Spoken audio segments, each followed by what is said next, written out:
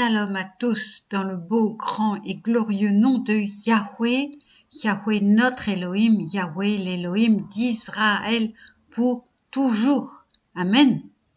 Je continue la lecture dans le livre de Yehoshua, chapitre 4. Comme la nation entière achevait de passer le Jourdain, Yahweh parla à Josué, Yehoshua, en ces termes. Choisissez 12 hommes parmi le peuple, un homme par tribu, et donnez-leur l'ordre d'enlever d'ici, du milieu du Jourdain, à l'endroit même où se sont posés les pieds des prêtres, 12 pierres, que vous emporterez pour les déposer dans le gîte où vous passerez la nuit.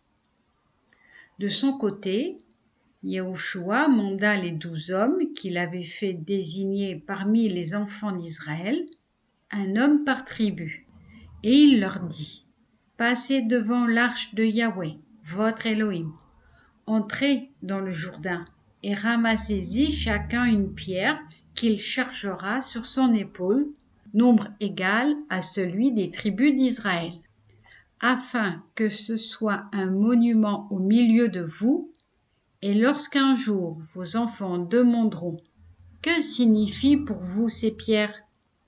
Vous leur direz « C'est que les eaux du Jourdain se sont séparées devant l'arche d'alliance de Yahweh, qu'à son entrée dans le Jourdain, le fleuve divisa ses eaux, et ces pierres doivent en rappeler à jamais le souvenir aux enfants d'Israël. » Les enfants d'Israël se conformèrent à l'ordre de Yehoshua. Ils prirent au milieu du Jourdain, comme Yahweh l'avait dit à Yehoshua, 12 pierres selon le nombre des tribus d'Israël. Les transportèrent au gîte et les y déposèrent. De son côté, Yehoshua érigea 12 pierres dans le Jourdain même, à l'endroit où s'était posé le pied des prêtres portant l'arche d'alliance, et elles y sont restées jusqu'à ce jour. Or, les prêtres portant l'arche étaient restés au milieu du Jourdain jusqu'à ce que fût accompli tout ce que Yahweh avait fait dire au peuple par Yehoshua, et selon ce que Moshe avait recommandé à Yehoshua, le peuple passa rapidement. Et lorsqu'il fut entièrement passé, l'arche de Yahweh s'avança avec les prêtres et se remit à la tête du peuple. Les tribus de Réhouven et de Gad et la demi-tribu de Manassé marchèrent en armes à l'avant-garde des enfants d'Israël, comme Moshe le leur avait dit.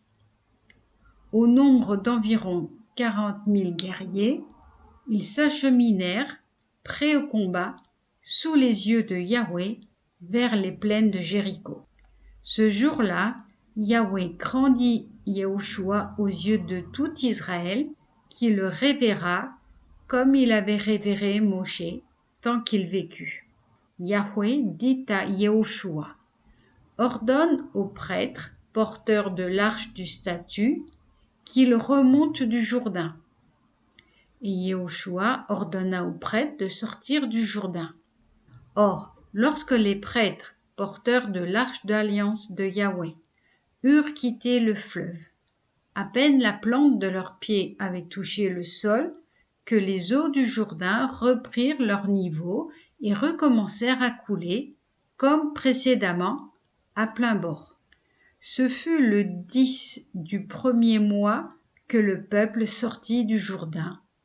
Il établit son camp à Gilgal, à l'orient de Jéricho.